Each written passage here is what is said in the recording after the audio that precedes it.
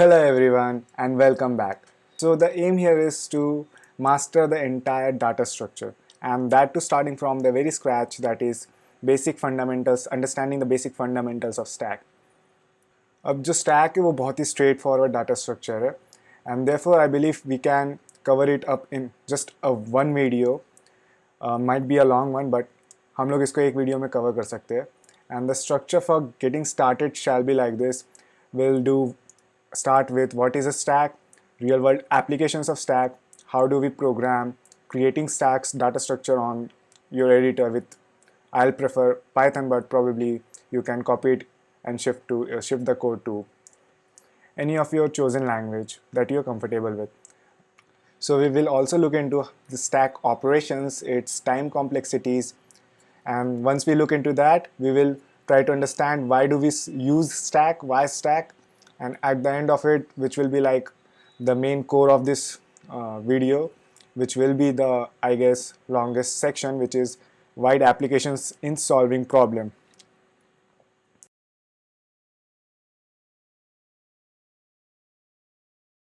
Starting with what is stack. Now, when we are talking about what is stack, we are not going to talk about it from a programming aspect. Just a general understanding of what is stack, we are going to look into. Imagine this is a box opened from the top, designed to keep your books one upon another. So we have books kept one upon another, and the only way to insert or take out is from the top. So it will be kind of last in will be our first out choice. मतलब जो book सबसे आखिरी में हम लोग डालेंगे उस डिब्बे में, उसे सबसे पहले निकालना पड़ेगा. So there is a term for it, and stack is more or less characterized by this term. It is last in first out. So जो सबसे आखिरी में घुसेगा उसे सबसे पहले निकालना पड़ेगा. And these are the only two operations you can do to edit that set of books placed one up on top of one another. So this buckets box that is open from the top is nothing but stack, and the operation of inserting the book is called push, and the operation of taking out from the top, that is जो सबसे ऊपर पे रखा हुआ है book उसको निकालना है तो उसे we call it pop. So now let's look into what are the real world applications, some of the real world applications of stack. So the two I can think of at the moment, among the many, probably, I don't know, but the two that I want to give as an example to inspire you to learn stack will be recursion. It is always used in recursion in many ways. And in softwares, we have this undo and redo are nothing but stack. So अगर कोई software में कोई काम कर रहे हैं हम लोग, कोई स्टेप करते थे, it's basically inserting into a stack, and when we want to undo the step, just stop, say you take out the recent move. So that is what undo is, and redo is like a similar set of stack that takes input from the popping element of the stack. So what I'm trying to say that undo and redo are the most popular operations that we kind of use in every software without even thinking about it if it uses some data structure. But now that we are computer programmers, we have to look into all the aspects that happen on a software with a data structure kind of point of view. So now the entire undo and redo can be seen as nothing but the application of stack. Other than the real world application, there are other applications of stack as well in data structure field. If you are planning to move ahead in data structure and cover trees, probably stack will be your prerequisite because trees involves recursion.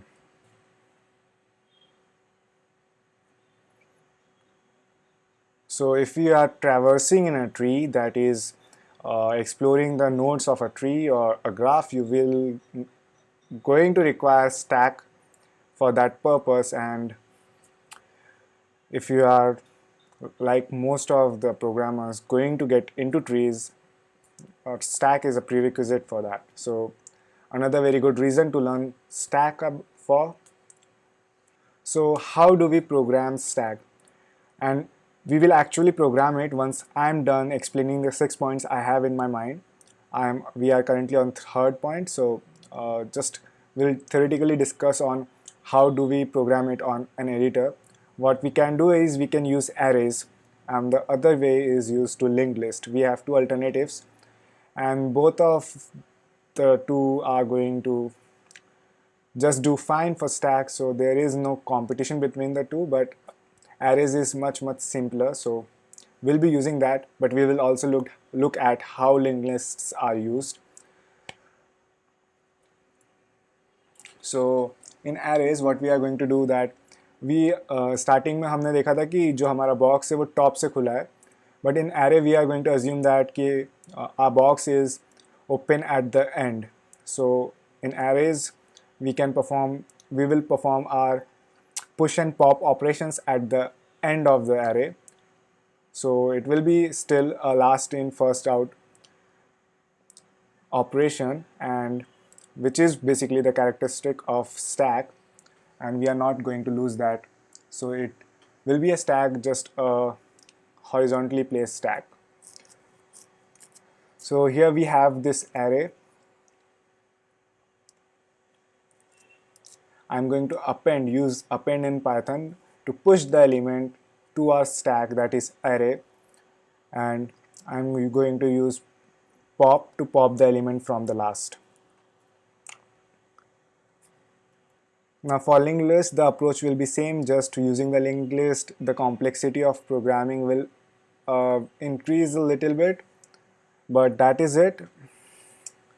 And now we will move to stack operation. And by now अगर तुम लोग मेरे जैसे हो तो तुम्हें लग रहा होगा कि ये बहुत ही ज़्यादा स्ट्रेट फॉरवर्ड डाटा स्ट्रक्चर है, कुछ नहीं है, एरे में खाली एंड से ऑपरेट करना है, कोई बड़ी बात नहीं है, स्टैक ओवर एग्जैजरेटेड है, ओवर हाइप्ड है.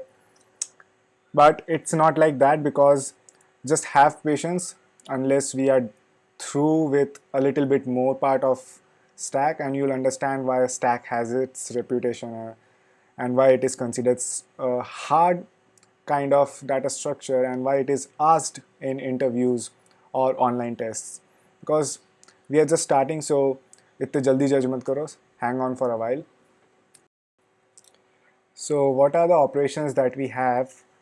The first one is going to be insertion. That is nothing but what we call push. It takes O of 1 time to push at the end of an array. Removal is nothing but popping at the end of the array, which takes nothing but O of 1 time complexity.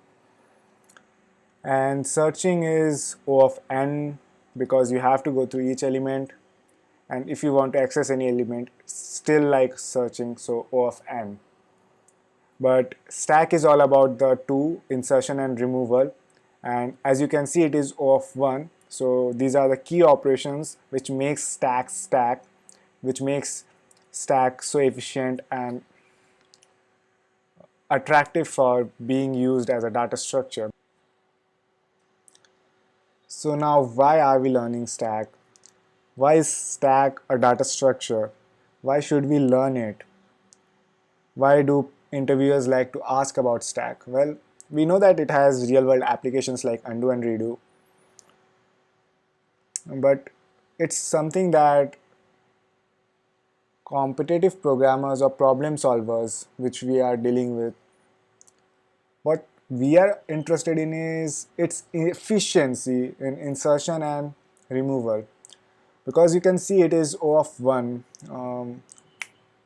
Just within a blink of an eye we can insert or remove an element. And to understand this better, let's look at this array I have over here. Let's say it is a very long array of n elements, just n tending to like a lakh or maybe a crore, I don't know, but it is really large array. And if we want to pop an element from somewhere between, it is a length of lakhs of elements are there, and suppose we want to remove the 100th element, so we can pop it, we are just removing it. So a vacuum, in how the memory acts to is उसके जगह पे एक खाली space create हो जाता है, and the computer has to manually shift each right element to that vacuum one by one. So अगर 100th place में जो element था तुमने उसको निकाल दिया पॉप से, वहाँ पे एक वैक्यूम क्रिएट हुआ, एंड हर एक एलिमेंट को लेफ्ट शिफ्ट किया कंप्यूटर ने उसके आगे जो भी है. So worst case scenario mein we will consider O of n, or n here we have assumed to be very long, that is talking in terms of lakhs. So now O of n looks very costly all of a sudden just for a pop operation. So if we can manipulate the array so that we always are dealing at the end of it, top of it, the O of 1 operation for insertion and removal, it will just improve the efficiency lakhs of time for such a huge array. So now we have a really good understanding, fundamental understanding of stack. Apart from we haven't seen the actual programming on the editor yet, which we will do right after this point.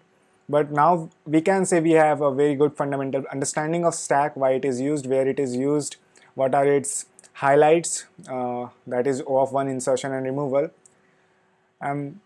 Now we are prepared to move on to stack in problem solving. And in problem solving, that will be our core interview preparation, because it's tough. It's not something that comes natural to use stack to solve a problem, as you'll see.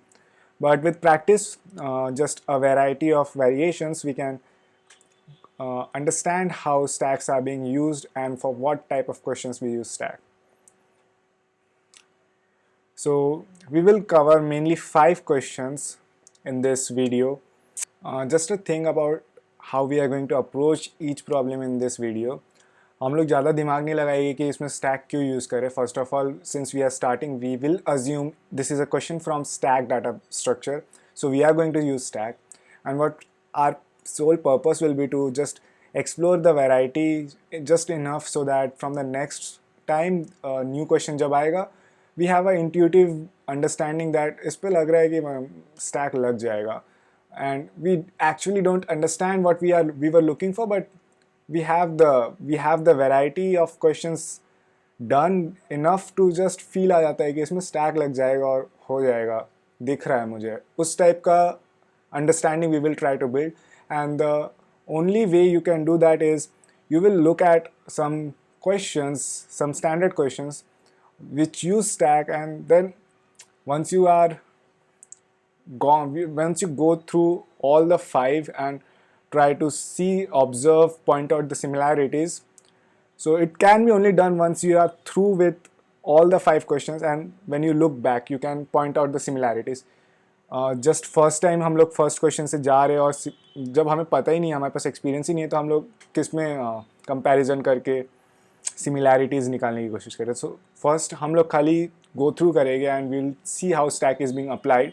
Once it is done, or we are in the process, we will try to point out the similarities, but once it is done, हमारे पास experience हो चुका होगा and we will be easily able to point out, if not easily, we will be able to eventually point out that यार इसमें stack जैसा मेरे को लग तो रहा है use होगा, क्योंकि मैंने देखा है कि ऐसे questions में stack use होते हैं. That is what we are looking for. So the questions we are going to cover are parenthesis checker. We will check the brackets are balanced or not. Restrictive Candy Crush, kind of the Candy Crush game. Then next greater element, like the most important question in stack you will see, and then get minimum element from stack, and at last we will also see the stock span problem. Now if you are looking for more exposure, which you should be, you can also try questions like longest valid parenthesis and questions like maximum of minimum for every window size. I'm not going to discuss this in this video because if I have to explain, it will take probably a lot of time because these are hard questions. Better I'll just rank the problems. The first one is easy and perfect for starting our career in stack, and then we have the next 4 questions that are of medium difficulties, and at last these 2 are hard difficulty questions. So what we have is, in easy and medium type of questions, we are going to use stack. Application of stack will be applied to solve the problem. But in hard the case is different. Like in longest valid parenthesis, we will apply a stack, but it will be more of the application of the above five, one of the above five. Like longest valid parenthesis, I remember solving it using application of restrictive Candy Crush. And maximum of minimum for every window size, just a name of the question, doesn't make sense for you, I know. But I remember it using an application of the next greater element. So once you have the top five questions that we are going to discuss, you can solve or look into other questions from point of view of those questions, and even use them as a base and to manipulate just to suit the new problem, or can be used as a tool. So without saying much, let's quickly move on to our editor and program the data structure stack. So let's start with building our stack data structure with array, and that will be very boring and straightforward, because all we are going to do is define an array and perform the operations at the end of it. So in Python, I am going to create a list for the variable L. I'm going to append an element, let's say 1 to it. At the end of it, append is nothing but pushing at the end of the list. So it is O of 1. I am appending 1, appending 2, and then if I pop, it will pop the last element, that is 2, again O of 1. And that is it. That is what we have a data structure for stack using array, very straightforward. Now we will look into data structure of stack built using linked list. So even though we are not going to use it, but it is nice that if when we are starting for stack, we should just look it into how linked list can be used to build stack. So if we are talking about linked list, the first class we will be creating is node, and we will initialize it, and initialization is nothing but the constructor of the class. And if you don't know about that term, you are not into object oriented class based or programming, don't worry about what is initialization. It's just the function that runs automatically when a class object is created. So we have self.val and self.next is equal to none, typical class node, and then class stack, which I have to initialize again. Constructor for the stack class will be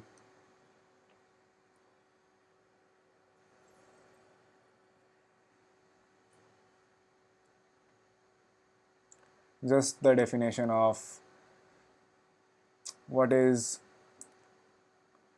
first element in a stack or array, what is the last element in the array, and the size of the stack. So in array we were performing at the end of the stack or list, operations at the end of the list. Now we are going to perform the operations at the front of the list. मतलब O of मतलब जो first element है उसमें मतलब left side पे आप हम लोग पुश और पॉप करेंगे instead of the right hand. So push is going to take value. Val is nothing but the number we are trying to push. We want to push to our stack. So if we pass that val, what we are going to do is we are going to create a new node, which is nothing but a node with that value. Now if self.first is none, that is our stack is empty, there is no first element in it. What we want to do is self.first is equal to new node, and self.last is equal to new node as well, because अब stack में सिर्फ एक ही element है, and that is the first and last. There is no other element in it. Otherwise, if the stack is not empty, what we want to do is new node.next is equal to self.first, and self.first is equal to new node. So just manipulation of pointers, as you can see in the picture.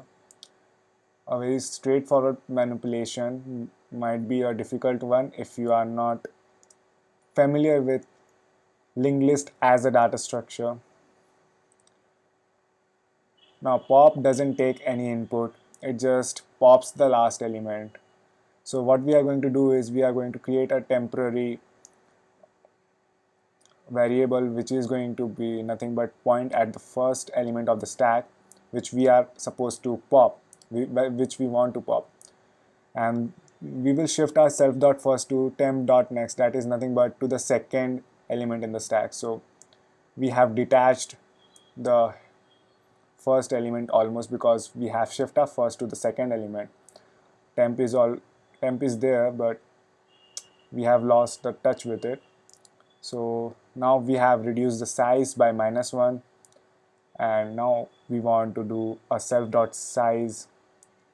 Just we want to check if the size is equal to 0, that is if the stack gets empty we want the self dot last to be none.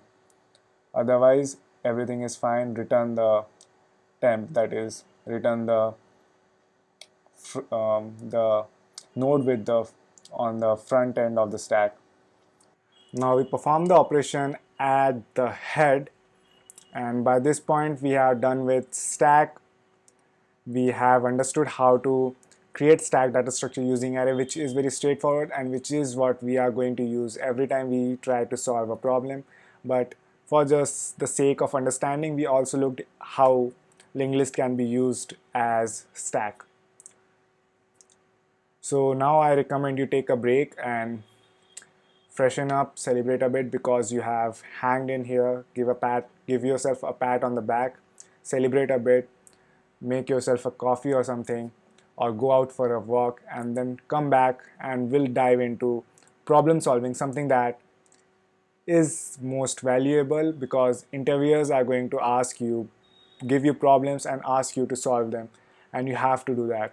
So the understanding of stack is important, but it is limited. Its importance is limited.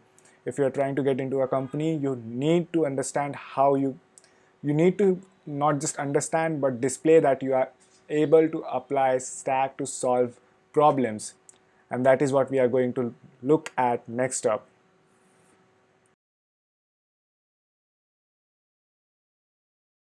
Welcome back. We are back to our whiteboard. So let me introduce you to the first question that we have. It is parenthesis checker. This is an easy question. So if we are given an expression string x, examine whether the pairs and the orders of the brackets are correct in expression. So for example, the function should return true for the given expression and false for the later given expression. So as usual, I would recommend you pause the video and think of how you can use stack to come up with a solution for this problem. So बहुत ही straight forward question है. इसमें कुछ नहीं करना है. जो expression दिया हुआ है उसमें इटरेट करना है. एक लूप के अंदर 1 by 1 ब्रैकेट्स में इटरेट करेंगे, एक एम्प्टी स्टैक बनाएंगे, और एज वी इटरेट करेंगे हम लोग देखेंगे कि ब्रैकेट जो है वो ओपनिंग ब्रैकेट है या क्लोजिंग ब्रैकेट्स है. यहाँ पे 3 तरह के ब्रैकेट्स है, पर अगर ओपनिंग है तो हम लोग उसको स्टैक में अपेंड करेंगे, अगर क्लोजिंग ब्रैकेट है तो स्टैक से पॉप करेंगे और देखेंगे कि मैच पेयर जो हो रहा है वो मैच कर रहा है कि नहीं. कहीं पे भी पेयर नहीं मैच करता है तो तुरंत फॉल्स रिटर्न करेंगे, प्रोग्राम ख़त्म हो जाएगा. अगर नहीं तो ऐसा नहीं है, अगर पेयर मैच कर रहा है तो हम लोग कंटिन्यू करते जाएंगे. आखिर में एक बार चेक कर लेंगे कि स्टैक एम्प्टी है कि नहीं. अगर एम्प्टी नहीं है तो फिर फॉल्स, अगर एम्प्टी है तो true. So did I just told you the solution instead of coming up with an approach for the solution? Well, कहा था मैंने कि पॉज करके एक बार देख लो, सोच लो, बट तुम्हें तो सुनना नहीं है, तुम्हें डायरेक्ट सोल्यूशन चाहिए था. So I give you, but just kidding. But seriously this was a very straightforward question, at least for someone who is redoing it like me. But anyways, the point is that we'll start slow, we'll come up with an approach. Let's just forget about what I told you. This was an easy question, and we'll make sure that for the later questions we uh, proceed in a very systematic way, so that we come up with an approach first and then only we lead to an answer or solution. So as we define our approach or discover our approach, let's take an example expression. Let's take this an expression, the output shall be true, but this is our expression, and the way we will tackle is we will create an empty stack, and as we iterate through the expression we discover that there are going to be just two cases. The case number one will be that we face an opening bracket. So what is an opening bracket? Well, it can be, I don't know the names for the brackets, but these are the symbols that represent opening brackets. And for the closing brackets, we have the closing brackets as usual. I don't know the names again, of course. So these are the two cases that we have for opening brackets and closing brackets. We append to a stack when we face the case number one, that is opening bracket. When we face the case one, the stack we will append. So case one we append, case one again, so again we append. Now as we iterate further in our expression, we finally face case 2. So when we face case 2, we pop from stack and match pair. So when we match pair, there are going to be two outcomes, if it is a match or if it is not a match. So if the pairs match, we want to continue because we want to see further what happens. Otherwise, we want to return false, and false will be output. Return will be the final end of the program. Program will be over there and we will have our output. So what does that affect? How does that affect our stack? So when we face this closing bracket, we pop, we see it's a match, so it's been popped, and we continue further. We face this bracket closing, we again pop the latest element, and again we find a match, so cancel it out. Again we pop because we face a closing bracket and the pairs match. So at last, when we are done through our iteration over the expression, when we have iterated the entire expression, what we want to do is we want to check if the stack is empty. If it is empty, we will return true, but if it is not, we will return false because there is an unmatched or a set of unmatched opening brackets still left in the stack. A quick checkup for another expression. Let's say we have the expression something that goes like this, and the output should be false, but let's see how our program reacts. It will append the opening brackets, pop when a close bracket is found, and when there is a match it will just continue. Once we are out of the expression, now we want to check if the stack is empty.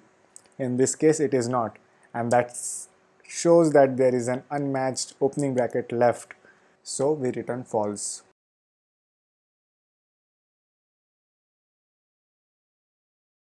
So now we are going to look into how we actually code this solution. For that, I have shifted to my editor, which has the function parenthesis checker, which we are going to program with our solution approach. First things first, we define our stack. S is equal to an array. This will be our stack, and we iterate over the range from 0 to the length of the expression.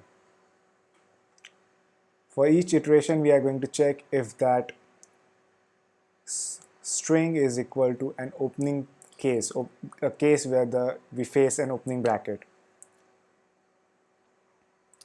If it is the case, we append it to our stack. That is, push the element to our stack. And we continue. But if that is not the case, what we want to check at the base condition is if our stack is empty. If the stack is empty and we face a closing case, a case where a closing bracket is faced, we want to return false. Now, if it is a closing bracket and is of this type, what we want to do is we want to pop the element from our stack, and we want to see if it is matching. So if it is not matching with its opening bracket, let's go by if it is not matching with its opening pair, what we want to do is we want to return false, and returning false will just end the program right there.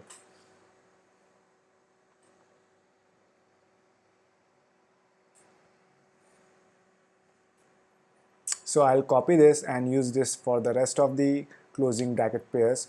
So if uh, else if we face this kind of closing bracket, we want to match with this opening bracket. If not, return false.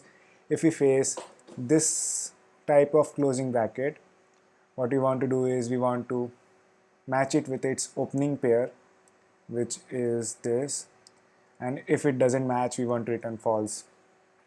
At the end of the iteration, when we are out of the loop and we have iterated over the entire expression, what we want to do is we want to check if our stack is empty or not. So if it is not empty, we want to return false, otherwise return true. So now I can run the program and test up my example inputs. So the example input that we had was this, and it returns true. Other example was this, but okay, I need to rerun the program. And the other example was this, and it returns false. For this kind of example, it will return true, and for this case, it will return false. So we are pretty much done with our programming and satisfied with the output it is providing us. So this is how we code the solution for the problem parenthesis checker. So let's get back to our whiteboard and move on to the next question that we have. Restrictive Candy Crush. Given a string s and an integer k, the task is to reduce the string by applying the following operations. Choose a group of k consecutive identical characters and remove them. The operation can be performed any number of times until it is no longer possible. So for example, we are given k equal to 2 and we are given the string as a double b c d a double b c d. So double b cancels out and the output that is returned to us is ACD, just double b is being cut off. Now this is a medium question, medium level difficulty question, so we will try to approach the solution using some sort of systematic approach. So how do we approach a problem in a systematic manner? So what we will do is we will take the example and try to apply stack to it very naively, and then identify the problems that we are facing that is leading to a bad time complexity, and then we will see if we can fix it or improvise it to better solve the problem in less amount of time. So we have k is equal to 2 and the string given is this, and we want to just compress this to double repeated k times repeated strings. We want to compress them, and compress them in the sense it's compressed to 0, that is just eliminate them, but I'm using compress because we will see that being used all over different types of questions in stack. So when we need to compress, you can note that we will use stack. So let's apply stack to solve this problem. What we will do is we will create an empty stack, and as we iterate through the string, we will keep appending the element to our stack. And as we append, we will check if it matches the last element. If it is new, we will keep the count 1, but if it is a repetition of the last element on the top of the stack, we will just increase the count by 1. When we face count is equal to k, we know that we need to now compress or element k, the k set of last characters, that is we will perform k pops, that is 2 pops, both the b are popped. Now our count is back to 0 and the next element is c, so count 1, d count 1, a count 1, b count 1 because it's new, b again it's a repetition, we increase the count by 1, count is equal to 2 which is equal to k. Now we need to compress it, so compression is nothing but elimination, that is k times we are going to pop the element. So both the b's are popped, and then we again proceed with the elements that are placed next to in our expression or the string given to us, so that we have now append C and then we append D. So we just used one stack and one variable count that we were using to keep the track of number of alphabets or letters being repeated, and when we counter count is equal to k, we just perform k times pop, and now our count is back to 0, and then we again proceed with the next element. So it was a very straightforward approach, quite naive, and practically it will give wrong answer to a lot of test cases because we are using count variable. And with the next set of example, I will show you how count variable misses some important data. So now for our next example, let's consider the string CBAABC and let the KB is equal to 2, same as our previous case. So we have CBAAB, AA will be compressed or eliminated, then we will have CBBC, BB again will be compressed, and then CC again elimination. So actually we will end up with an empty string for our output. But let's look at how our approach with using one stack and one count variable is not capable of identifying or coming up with an empty string for this test case. So in our approach, what we used to do, or we will do, is that we will append the characters in a stack as we go through them and store the repetition in a count variable. So when we first face A, count is equal to 1, again K is repeated, we make count is equal to 2. Now when count is equal to 2, it matches the value of K. So we perform K operations of pop on our stack. So we end up popping both the A's away out of our stack, and now the stack has C and B with B on top. But in the process, our count variable was updated to count the repetitions for A. We just lost the information for what was the repetition of B. So when K is equal to 10 and we face a case where there are consecutive 10 A's, but before that there were 8 B's. So we need that information now, because when 10 A's are, in this case 2 A's are eliminated, we need to see that the B's in front of it, how the count now will proceed. We need the information. And now जैसा कि मैं बताना चाह रहा हूँ कि जब अब ये दो ए हमने तो निकाल दिया और काउंट जो था वो ए के हिसाब से था, हमारे पास अब बी का क्या काउंट चल रहा था जब ए बीच में अचानक से आ गया, उसका कोई अब इंफॉर्मेशन स्टोर्ड नहीं था, तो हम लोग कम्प्लीटली लूज़ कर चुके हैं. हालांकि यहाँ पे मैंने बी के नीचे 1 लिखा है, पर वो काउंट वेरिएबल में हम लोग के पास उसका एक्सेस नहीं है, तो हमें नहीं पता कि बी का क्या काउंट था. और अभी आगे जब अगला बी आएगा, तो क्योंकि हमें पता ही नहीं कि पीछे एक और बी था, तो हम लोग सेंस नहीं कर पाएंगे कि वापस से 2 बी एक साथ आ चुके हैं और हमें 2 बार पॉप करने की ज़रूरत है, k टाइम्स पॉप की ज़रूरत है. So if and only if we had the information of what the count of B was previously, we can only then sense that now this B after K pops of A is actually not the first B but the second B to our stack, and count is now 2, which is equal to B. So again we need to perform K pops. So we perform K pops, that is 2 pops, so the B will be popped and the other B will be popped as well. So we are calling it compress or eliminating the K elements. Now we have CC match. Okay, this should be C and CC should be eliminated again because count is again 2. So what we learned from this example is that we need to keep track of count of number of repetitions that are taking place for each element in the stack, not just with a variable keeping track of the count on the end of the stack, but we need corresponding count values of every element that we append in the stack. And now we know that we need to change our approach. We don't need to use count variable because it is insufficient. What can we use to sort of store all the count variables, count frequency of characters for every character that we insert in our stack? Well, this can be a tricky for you if you are doing it for the first time, but the key to this dilemma is use another stack. Use 2 stacks to solve this problem. One stack that will store the characters that as we iterate over the string, and the other stack will store the corresponding number of repetitions that are taking place for each character. Now, if it doesn't make sense, let me show you how the two stacks will help us solve this problem of needing to store the count for each corresponding element in a stack. How do we do that? Using the count stack, which is nothing but our second stack.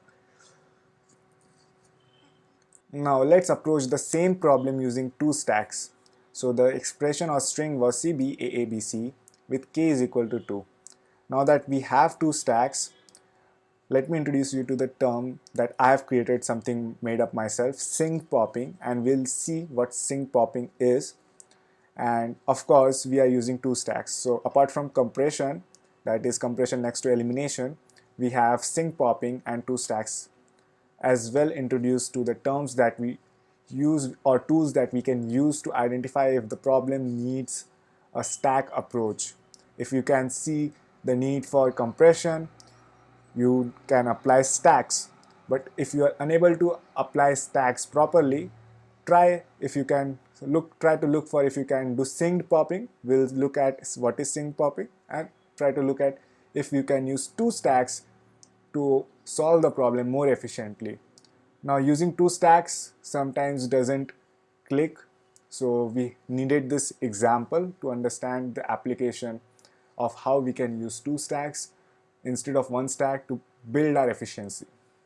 So now we have our stack, which is the number one stack we are using, and we have a count stack, which is the second stack we are using.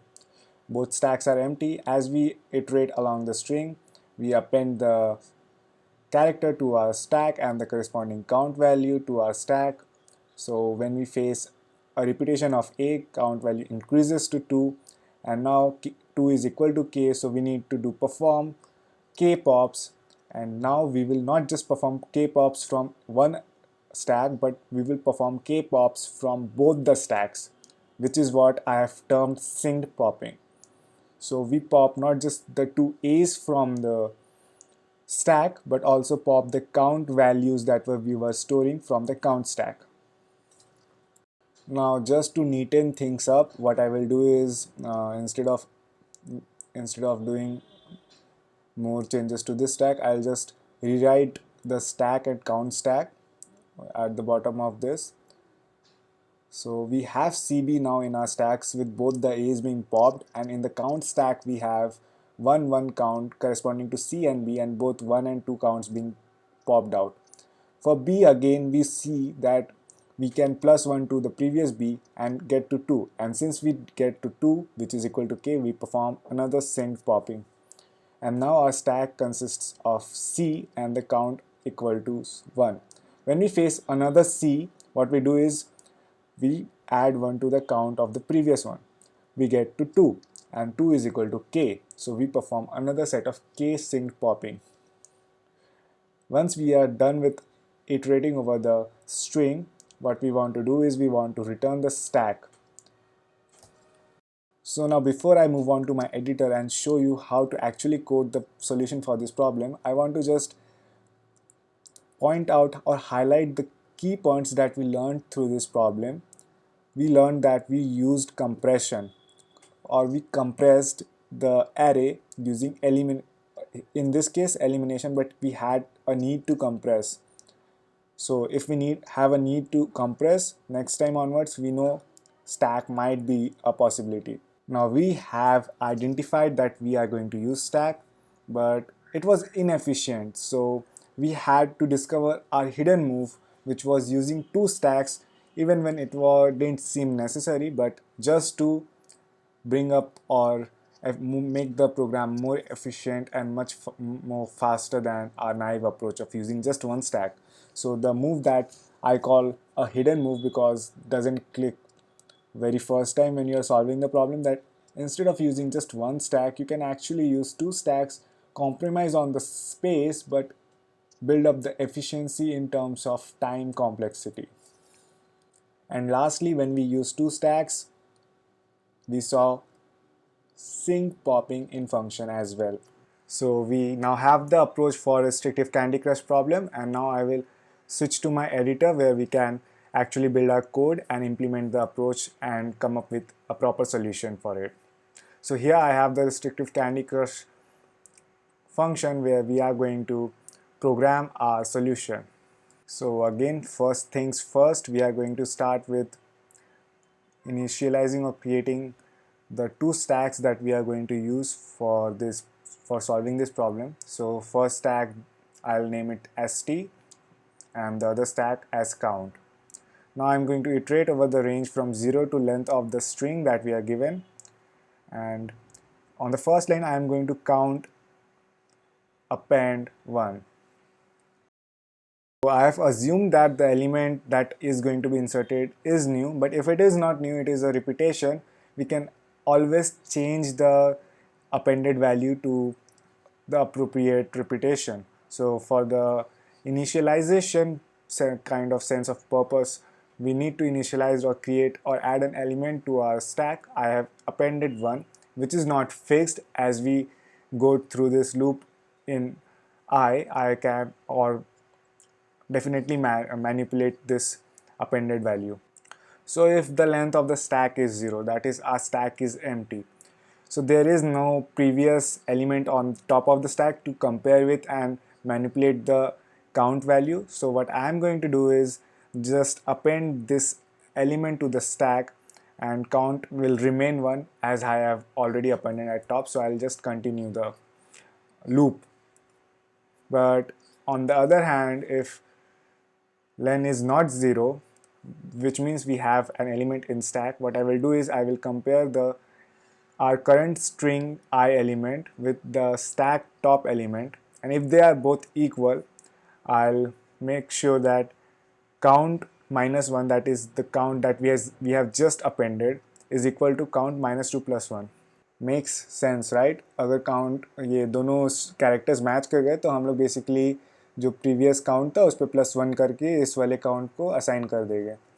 And now if the count this count after this operation becomes equal to k, we want to perform then k sync popping. So if count is equal to now k, the latest count, we want to perform k popping. So for x in range k minus 1, I'm going to perform k minus 1 poppings because for this element I haven't inserted into the stack yet. I haven't appended the si into the stack, but I have appended the count at the top, so I have to perform k poppings for count and k minus 1 poppings for stack. So I'll just neutralize it by putting an extra count dot pop outside the for x in range k minus 1 loop. So I have performed k minus 1 poppings for both stack and count. Now I hadn't appended count the latest string to count to stack, so I performed k minus 1, which is perfectly fine. But I had appended count dot append 1. I have appended the count, so I had to perform k operations, k pops on the count stack. Now else if count is not equal to k, we can just stack dot append the string si, and again else if we don't have a match, in that case also we want to append the string to the stack.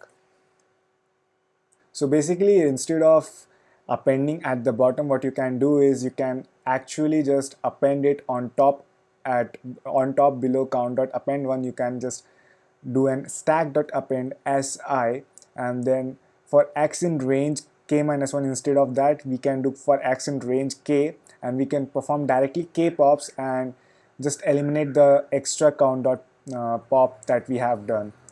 So over here I'm not doing an append operation for count stack. It's because it's already done at the top. So I'll just quickly put this comment for the other stack dot append operation in the else as well, so that it makes more sense. So over here as well we didn't do a count dot append either, because we already have done it at the top, right in the very beginning of the loop. At last I want to return the stack in the form of a string, and in Python I can just use this syntax to return or join all the elements in stack with zero spacing and convert to string. Nothing but just a simple string conversion from array. So this will return me a string which will be formed out of the stack. So let's run the program and test our inputs. So I'm going to take the input as what we had taken on the whiteboard. We had k equal to 2 and the answer should be okay, perfect. Error. So there is some syntax error, I guess, over here. Perfect. Yeah, so it's fixed. Now I'll just copy and paste again. And yes, so it has just removed the double B's from our input string.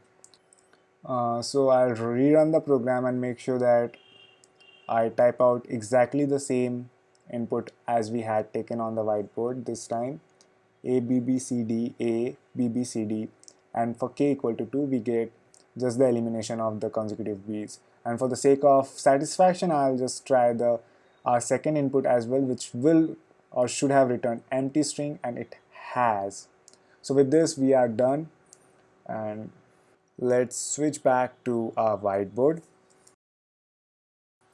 So the next question I have for you is next greater element, a medium difficulty question, and given an array of size and having distinct elements, the task is to find the next greater element. Now we have to find the next greater element for each element of the array in order of their appearance in the array. So our answer will also be an array, this means, and next greater element of an element in the array is the nearest element to the right, which is greater than the current element. If there does not exist next greater of current element, then next greater element of current element is -1. -1 stands for there exists no next greater element. So for example, next greater element of the last element is always -1, as it makes sense because to the right of it there is nothing. Now this is a very important question because this question is often used as a subpart to a bigger problem, and on top of it I like the concept it uses, and it's just not just my favorite question. It is the favorite question for anyone who wants to check your knowledge in stacks. So I request you pay attention to this question. Might even you want to pause this video and think of an approach before we actually start decoding the approach for this problem.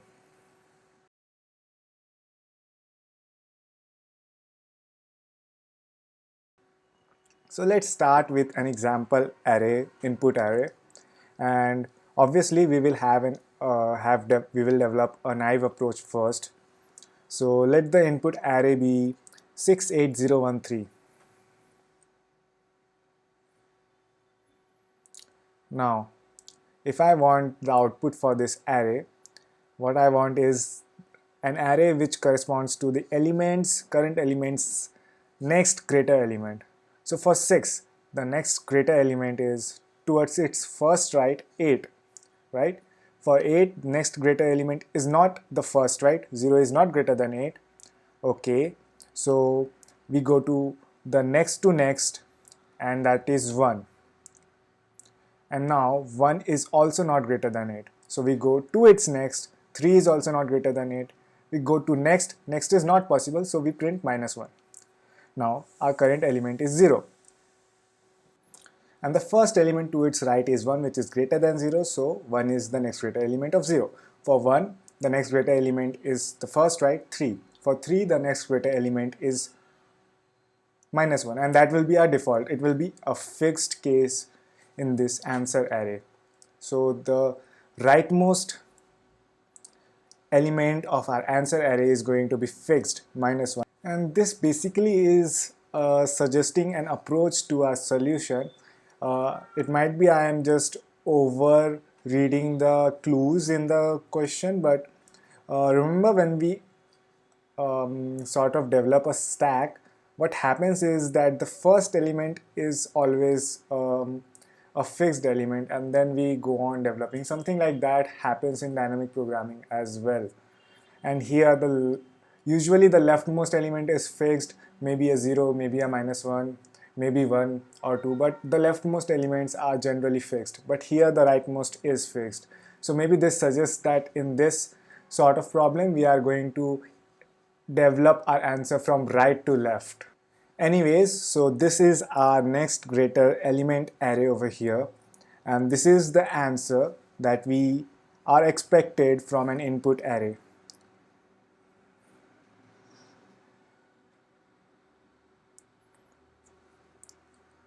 So can you guess the time complexity for this approach?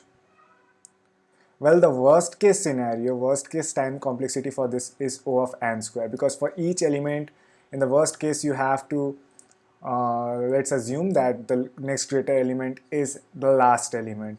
So each time you have to iterate n elements as you go through the loop. So how can we improve the O of n square approach? Can we make it O of n? Because the improvement over n square can be a lot of improvement, O of n log n. But can we make it O of n or close to something O of n? Yes, we can. And how?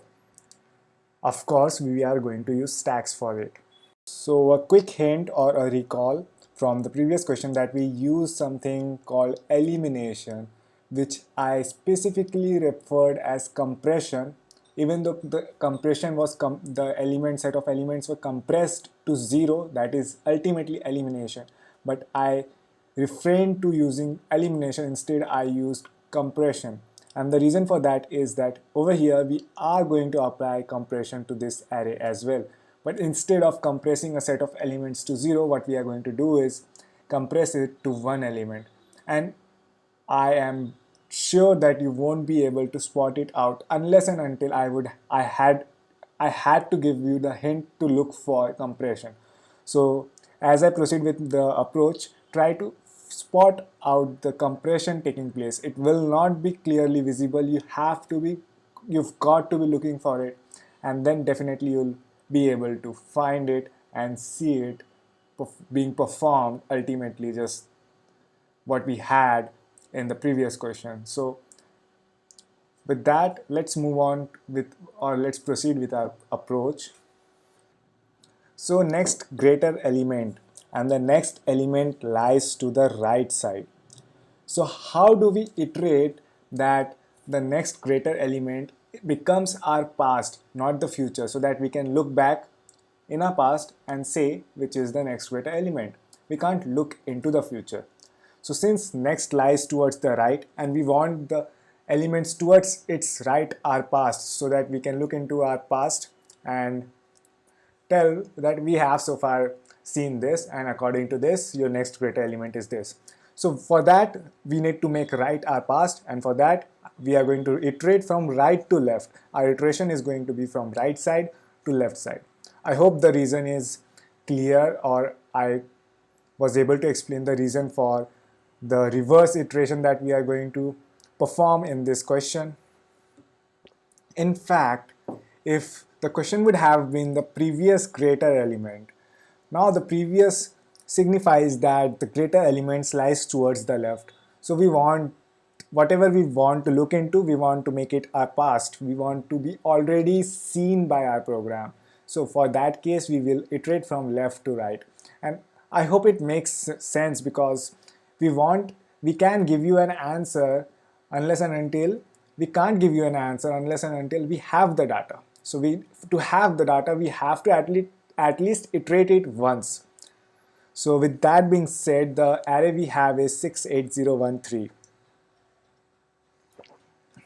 So now I'm going to develop or make an empty stack which we will use to find out the next greater element of our current element, and I will develop an answer array which will be reversed of the answer we are looking for, because now we are going to iterate from right to left. So answer we are getting is for right to left, and the real answer will be just the reverse of that array.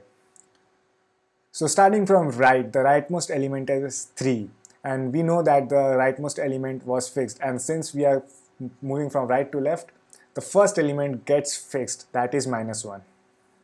So in the answer array, the leftmost element got fixed, which is -1. And in stack, since we are starting from right to left, we just append the first element without looking at any conditions. It's just part of the initialization of stack and answer array. Now the next element is 1. And how do we deal with the next element as we move from right to left? So we compare it with the element that is on top of the stack, that is last element of the stack. So if stack toppest, the element on the top of the stack is greater than our element that we are iterating, then we append it to answer. The other case could have been that our stack is empty because we have popped all the element out of it. For that case, what we do is append -1 to the answer, because the stack is empty and stack is nothing but the store for the next greater element. And lastly, if it is not greater, what we want to do is we want to pop and repeat from the top. So to make sure it makes sense, हम लोग क्या कर रहे हैं कि जो stack में जो टॉप में एलिमेंट है अभी फ़िलहाल 3 है और हमारा करंट एलिमेंट 1 है, तो क्या 3 1 से बड़ा है? हाँ, 1 से बड़ा है, तो हम लोग सीधा 3 को आंसर एरे में अपेंड कर देंगे. पर अगर 3 1 से बड़ा नहीं होता तो हम लोग 3 को पॉप कर देते और स्टैक में जो अगला एलिमेंट है उसको कंपेयर करते हमारे करंट एलिमेंट 1 से. अगर हमें स्टैक का एलिमेंट बड़ा जब तक कि नहीं मिलता, हम लोग स्टैक से पॉप करते रहेंगे. अगर मिला ही नहीं और स्टैक खाली हो गया तो हम लोग -1 आंसर एरे में अपेंड करेंगे, बिकॉज हमारे पास कोई नेक्स्ट एलिमेंट अवेलेबल नहीं है जो कि ग्रेटर उससे हो सकता है. So basically that is what our approach is, just that simple, but how does that work, right? And we'll look into it.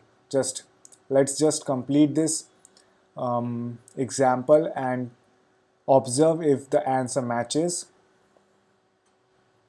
And as we iterate over each element from right to left, what we want to do is we want to append each element to the stack. So we append 1 to the stack, compare it with 0. If 1 is greater, we put it in the answer. Then we append 0, compare it with 8. 8 is greater, so we pop unless we find something in stack that is greater than it. We don't find anything and stack gets emptied. We print -1 to the answer array and we append the current element to the stack.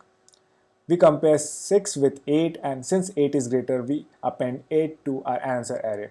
We reverse the answer array and we get 8 minus 1 1 3 minus 1, which matches what was supposed to be the original answer.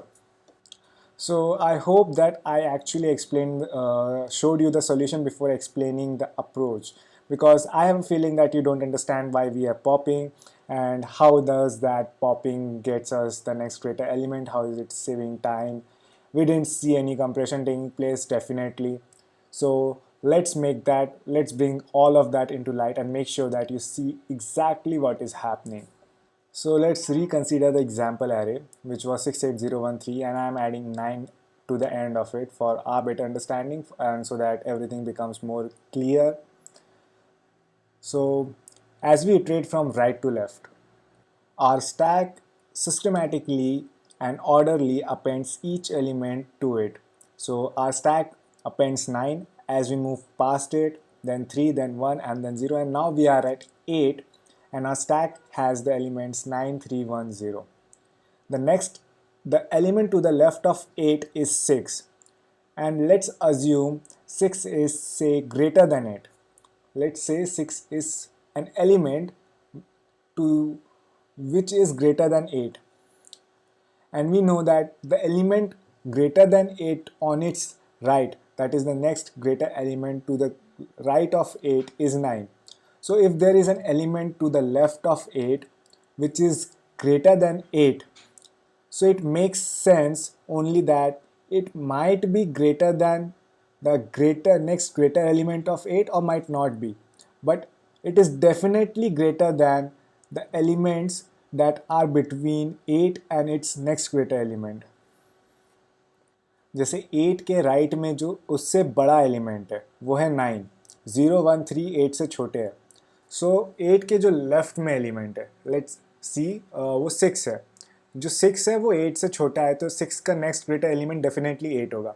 पर 6 अगर 8.5 होता, if 6 was 8.5, अगर वो 8.5 होता तो वो 8 से बड़ा होता, तो डेफिनेटली वो 0 1 3 से तो बड़ा होगा ही, हमें कंपेयर करने की ज़रूरत ही नहीं है, क्योंकि 0 1 3 8 8 से छोटे है और 8.5 8 से बड़ा है।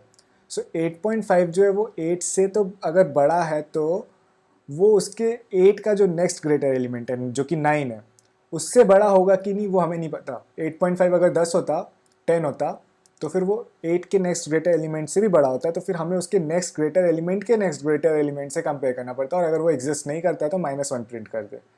द पॉइंट इज कि हम लोग को कॉमन सेंस दिख रहा है कि अगर एक एलिमेंट जो लेफ्ट में है 8 के, वो 8 से बड़ा है, तो वो 8 के नेक्स्ट ग्रेटर एलिमेंट से कंपेयर करने की ज़रूरत है। पर उसके बीच में जो एलिमेंट्स है जो 8 से छोटे हैं, जो 8 से बड़े नहीं है, उनसे तो बड़ा हो गई, क्योंकि वो 8 से बड़ा है, तो उनसे कंपेयर करने की हमें ज़रूरत ही नहीं है। हम लोग को 0 से देख कंपेयर कर, अगर कोई एलिमेंट 8 के लेफ्ट में जो 8 से बड़ा है, तो हमें 0 1 3 से उसकी इक्वालिटी इनइक्वालिटी चेक करने की ज़रूरत ही नहीं है, क्योंकि हमें पता है कि अगला इनइक्वालिटी हमें सीधा 9 से चेक करने की ज़रूरत है, जो कि 8 का नेक्स्ट ग्रेटर एलिमेंट है। So how do I do that? So to do that, what I am going to do is I am going to compress all the elements that are from next to 8 and till its next greater element, that is 9. So 0 1 3 9, I am going to compress it to one element, that is 9, or I am going to remove the elements between them because they are unnecessary elements for the inequality check that I need. I just need the next greater element of 8, and then always I need the next greater element. I don't need the elements in between. So I'm going to compress the elements in between and remove them, and the only representative for all of them is going to be the rightmost limit, that is the greater element to the left one, 8. So what I'm talking about is I'm going to compress 0 1 3 9 into one element, and it will be the rightmost representative, that is 9.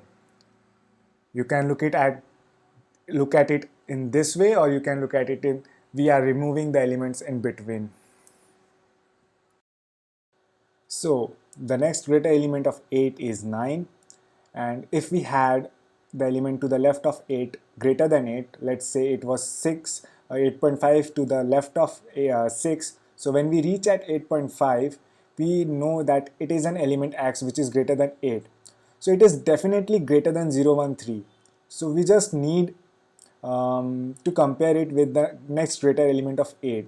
So what we do is, when we were at 8, actually what we do is we just pop all the elements 0 1 3 9, 0 1 3. We keep popping unless and until we find the next greater element, and once we find the next greater element, we keep it, and we keep append the current element to the stack. And again, when we are comparing, we will keep popping unless and until we find the next greater element and then append the current element. So we do need to note that the stack is always increasing, or is maintained in such a way that it is always in an increasing order as we look from right to left, and decreasing as we look from left to right. So increasing from as we look from right to left, and since we are operating from the right end, so it is in increasing order, and it only makes sense if something is not greater than 8, we compare it with the next increasing element we have. So our aim is to maintain it in an increasing order as we look from right to left, and for that purpose we are just popping the elements unless because 9310, now 8 is going to be appended. It will not be appended unless and until we pop 013 to ensure that the order of increasing is maintained, because if we append 8, then 0 will be less than 8 and it will no longer be an increasing order. So it is another way to look at what we are doing over here. So we talked about when our current element was 8, our stack will become 9, 8 from 9310. Now when our current element will be 8.5, and 8.5 is greater than 8, so we will pop 8 from our stack, and we have next is 9 in our stack, and we observe that 9 is greater than 8.5, so we have got our next greater element from our 8.5. We are satisfied. We append 9 to the answer array, and we append 8.5 to the stack array, or stack st stack. Now obviously when we saw 8.5 was greater than 8, we didn't need to compare it with 0, 1, 3, because if it is greater than 8, it is going to be greater than 8, all the elements that are smaller than 8. So we directly compare it with the next greater element of 8. So it saved us a lot of time, because you never know what is going to be the difference between an element and its next greater element. So I'm gonna switch back to my editor quickly and code the solution for this program. So to just close the deal and make sure that we understand what is happening and how we code the solution for such kind of problems. So on the screen I have the next greater element function, which I'm going to develop into our solution for the problem next greater element. So we start with creating our answer array, which we will at the end of it reverse. So the first element of the unreversed answer array will be -1, and we have the stack with the first element as the last element of the given array. Now we will iterate over the range of from last to first, right to left, in our answer array, in our array given supplied as an input to the function. And while stack is not empty and the element at the top of the stack is smaller than the current element we are iterating over, we want to keep popping the element from the stack. As we discussed earlier, this I like to call it the compression taking place. You can just call it the operation taking place to ensure that stack remains in an increasing order as we look from right to left. So once we are done with popping, assuming that the stack is not empty, if the stack is not empty, we have found the next greater element, and which is nothing but the first or the element on top of our stack, the last element.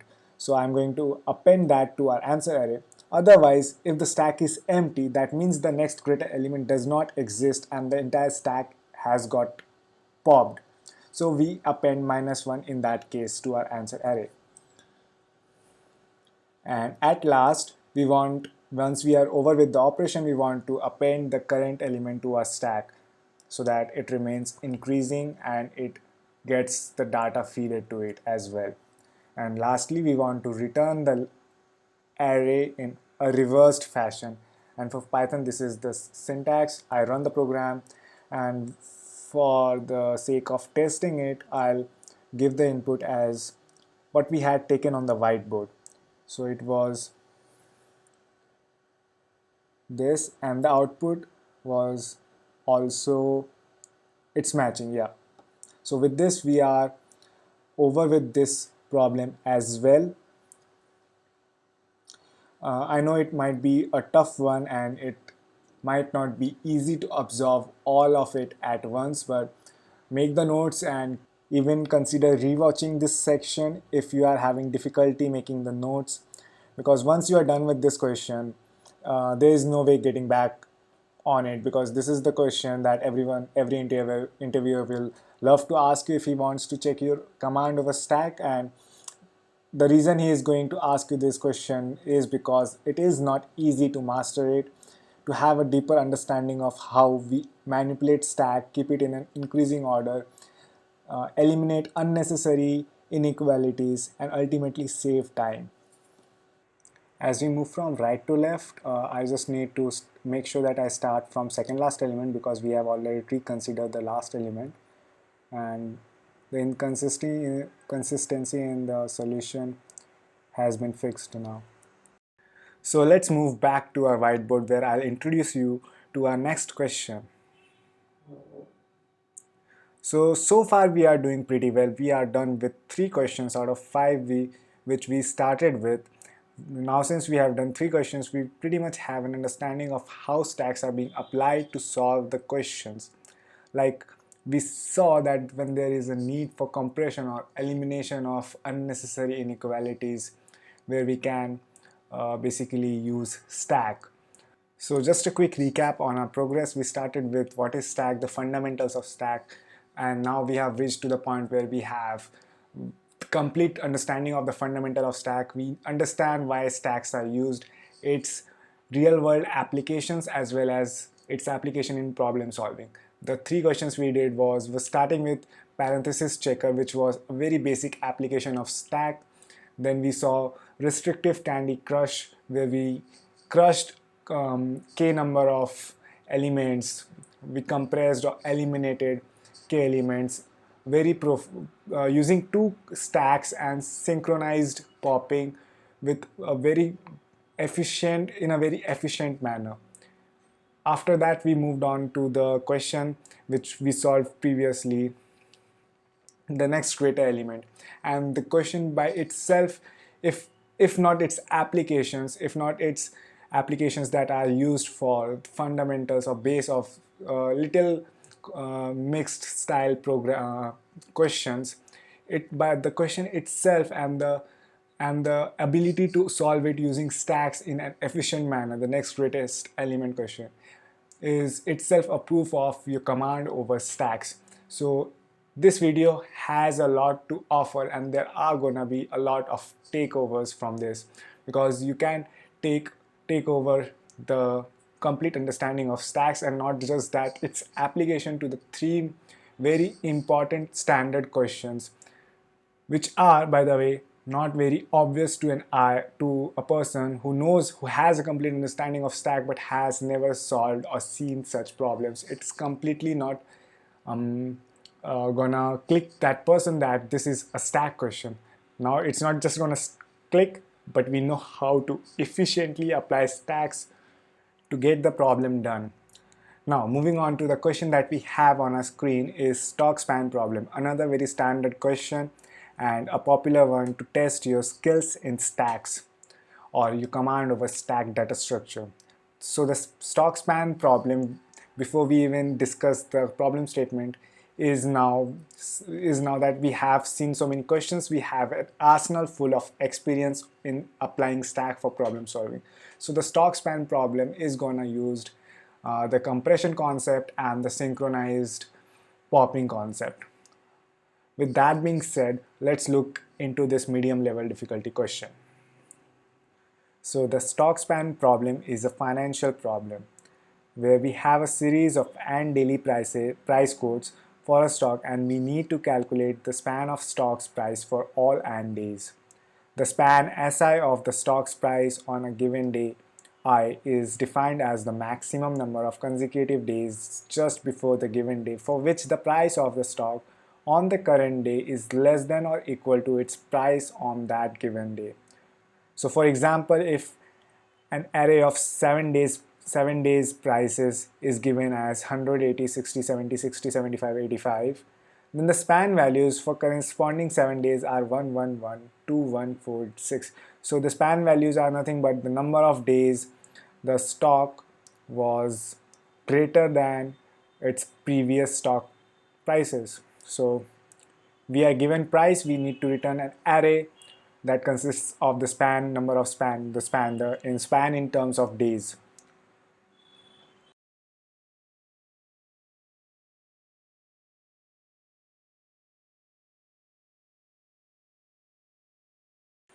So this is what we have, and the span will be one for this, one for this, one for the third element because there is a wall behind it. For the fourth element, we will have a span of 2, fifth element span 1, for sixth element span will be 4, for the last element the span will be 6. So it is just on the x-axis I have the day number, on the y-axis I have the price. So the output to this problem is going to be 1116, So the naive approach will be to simply use two loops, one loop to iterate over the stock prices and the other loop that will go in reverse order to just check how long it can go back without hitting a wall, that is without hitting an element that is greater than it. So it will be an O of n square approach, and something I am not looking for and we are not interested in. So we need an O of n time complexity approach, and that can be achieved using a single loop and with the application of stack data structure. So let's see the compression packets that we have for this problem. So I prefer to use the term compression. You can use the elimination of unnecessary elements. So the packets that we have is this one. This is one packet. I can compress the two into one with an height of with a size of 2, which consists of 2 days span. Then I can pack these into one packet and call the span for an equivalent span of 4. And I can also make a packet for this with a span of 6, and each packet will be represented by one element which is the greatest and is always to the rightmost, as we have had in the previous problem, next greater element. The rightmost element, which was the greatest, used to be the representative and all the rest were popped. But here the size of the span is also important. So for that we are going to develop another array similar to the count array. Just like for the last element, we know that the packet in red is the rightmost element in our packet in red is smaller than the last element. So we don't even need to check its inequality with the rest of the members in the packet, which are obviously smaller than 4, smaller than that rightmost limit.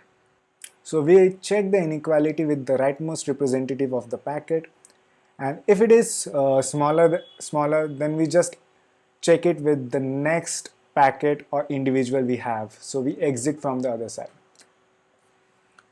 So we are talking about this packet. It has a span of 4, and I'm going to call it a packet.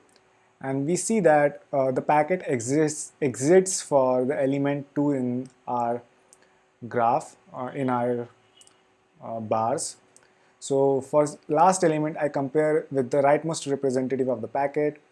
If it is smaller than the rightmost, I don't need to even bother comparing it with the rest of the members in the packet because they are smaller than the rightmost, so therefore there is no need for the comparison. I directly get out of the packet and compare with the next element. It is smaller, so I compare it with the next element, which is the leftmost, and it is greater than the last element. So our span ends for that rightmost element with the span length of packet size plus that one individual, that is 4 plus 1, and of course we are including the span the last element itself as well, the day of that element as well. So plus 1, that is 6, so the span will be 6. So how to create these packets? These packets are nothing but compressed elements, and we will do it using stacks. So this is similar to the next greater elements, but in fact we are going to use 2 stacks and synced popping as well.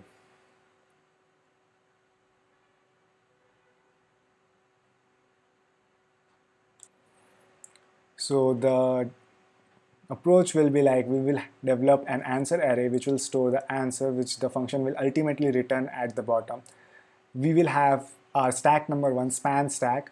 So this stack will store the packet contents, like if there is a packet, what is the span of that packet, like the number of days.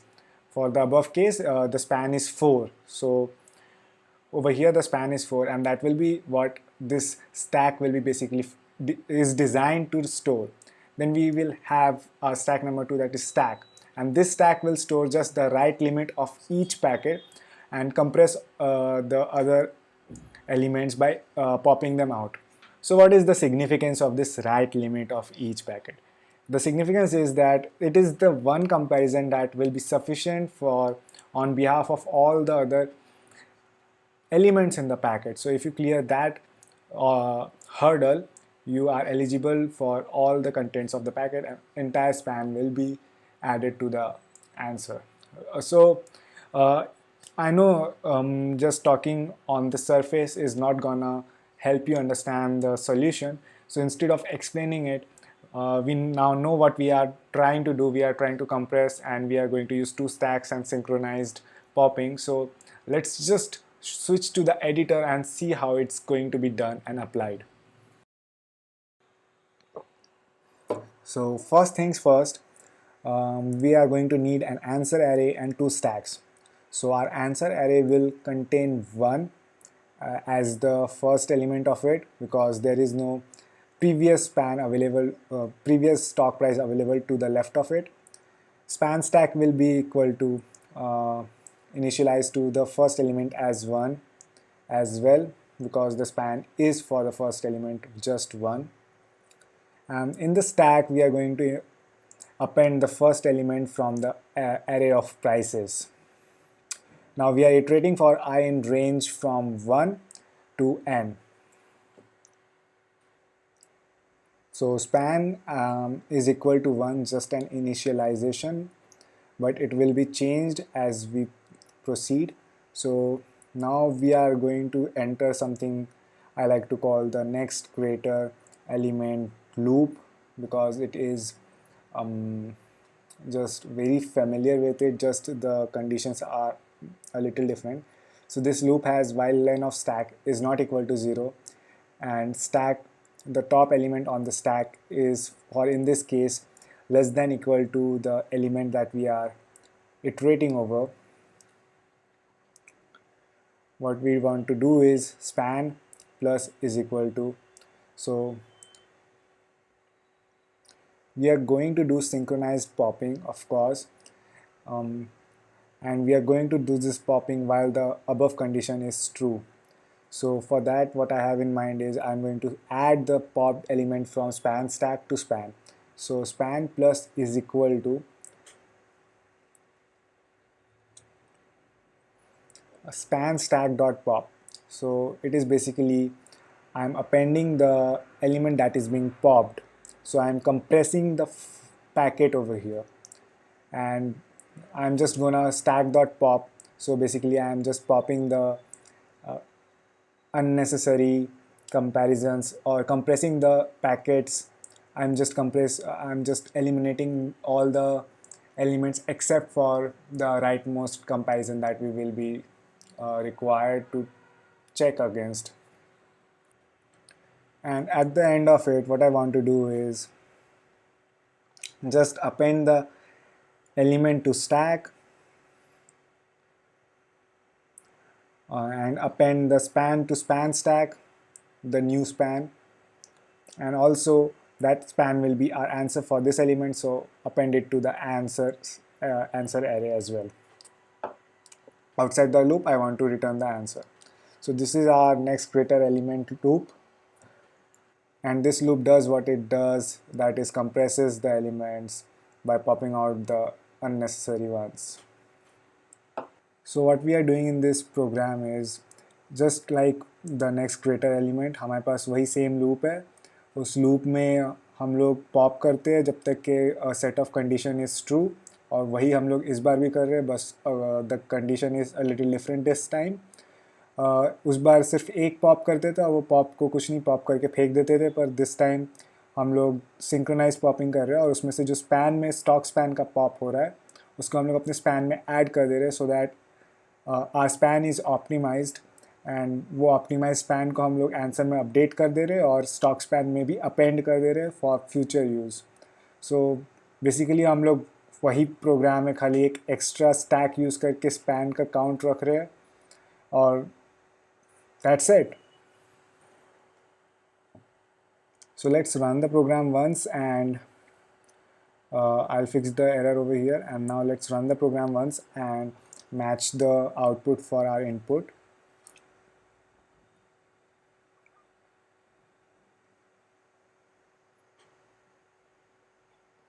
So it's matching, and with this we are done with this problem, and now we can move on to the last problem for this video,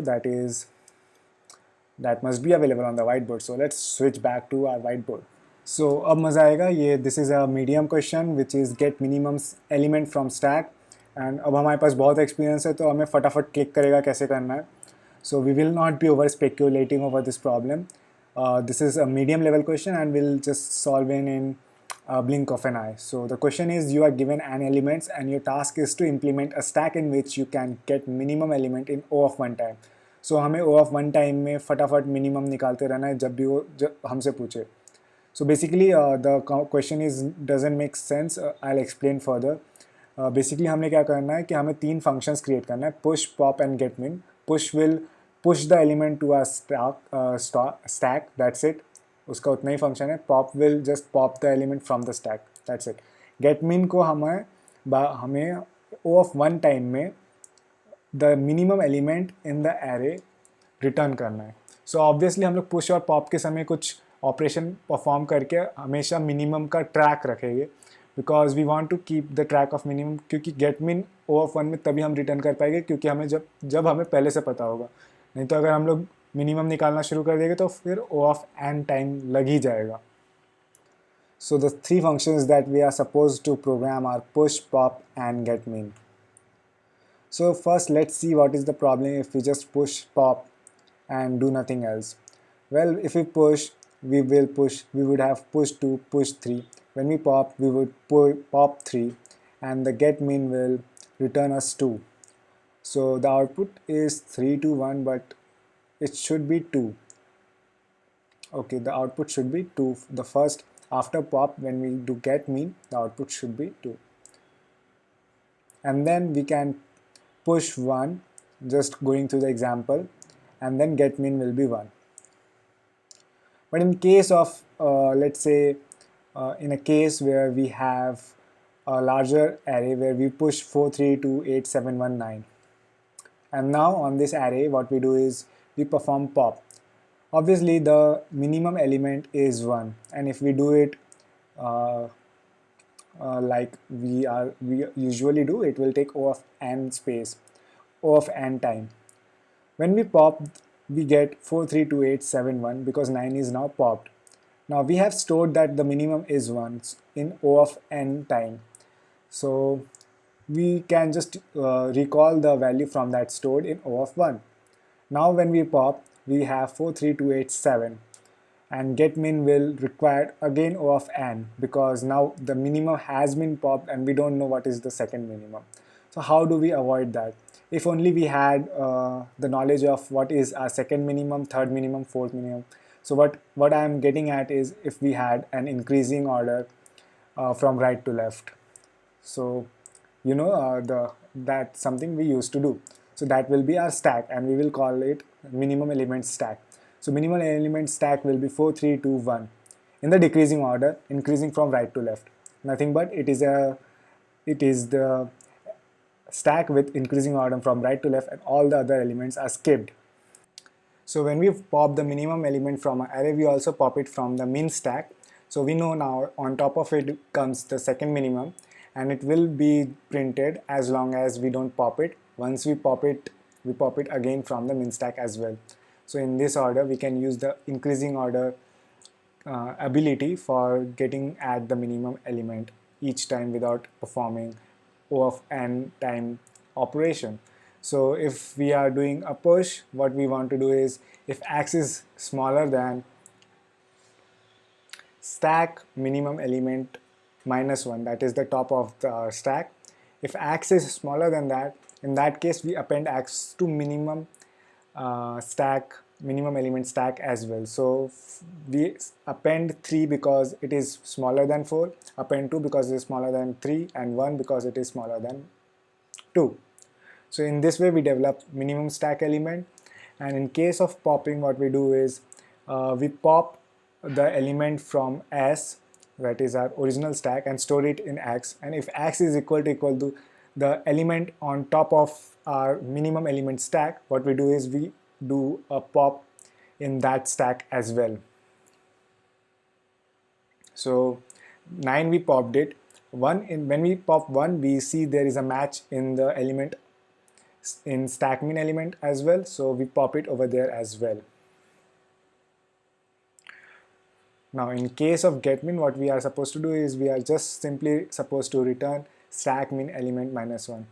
but if the stack min element is empty, this can return error. So in that case we want to return -1 just to avoid the error and represent that there is no element. So I'm back to my editor where I already have the stack in which pop and append is going to be performed, but over here I'm going to develop another stack, that is min element stack. So again we are using two stacks and we will be performing synchronized popping if the elements match. So a hidden aspect of all the stacks problem is that uh, the application of stack doesn't strike us, but as we switch from one stack mind to using two stack approach, all of a sudden things make sense. So now I'm going to start defining the push function. So as we discussed earlier, if the length of the min element stack, so since we are doing a class-based programming, I'll use self.min to call the stack. Just you can ignore that and focus on the data, on the algorithm instead.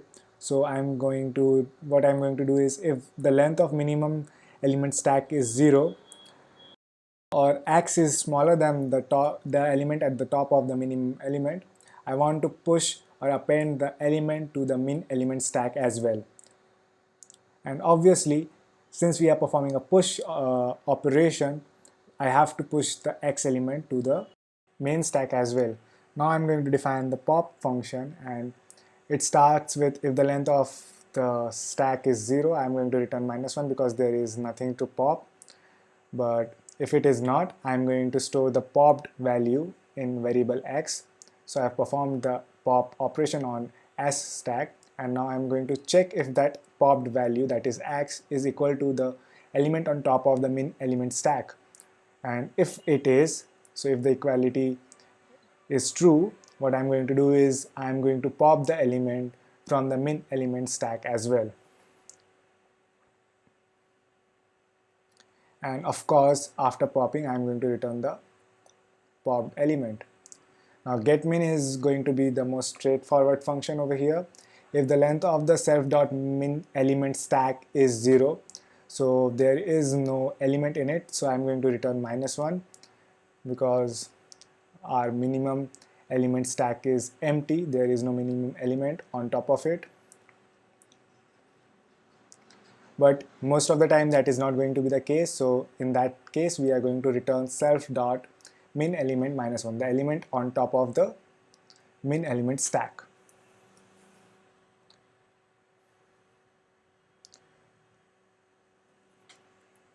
So now I can run the program and quickly match the output with the output we had, with the expected output. But in order to do that, I need to, I guess, print the output because it is returning but we are not printing anything. So I'm going to print each time I call getMin, and now the output should be visible on our terminator interface, and it is visible, it's 2-1, that is what we were expecting. And with this we are done. Frankly, just a thorough understanding and complete control on just the 5 questions that we looked at will make you be prepared for facing most of the companies that you want to get into, because these are just the core problems that are asked in stack data structure. So at least for the stack data structure part, you are prepared to face companies if you have a thorough understanding and complete control over these 5 questions. So remember, when solving stack, it's sometimes useful to, instead of going from iterating from left to right, try iterating from right to left. In stacks, if there is, you can develop an array by compressing, that is an array that increases from right to left or decreases from right to left, then you can use stack. When you use two stacks, you might want to perform a synchronized popping operation. So basically 2 stacks, synchronized popping, and compressing the elements, eliminating the unnecessary comparisons is what stacks is all about. Thank you for watching this video, and give it a thumbs up if you liked it, and subscribe if you would like to get more contents like this.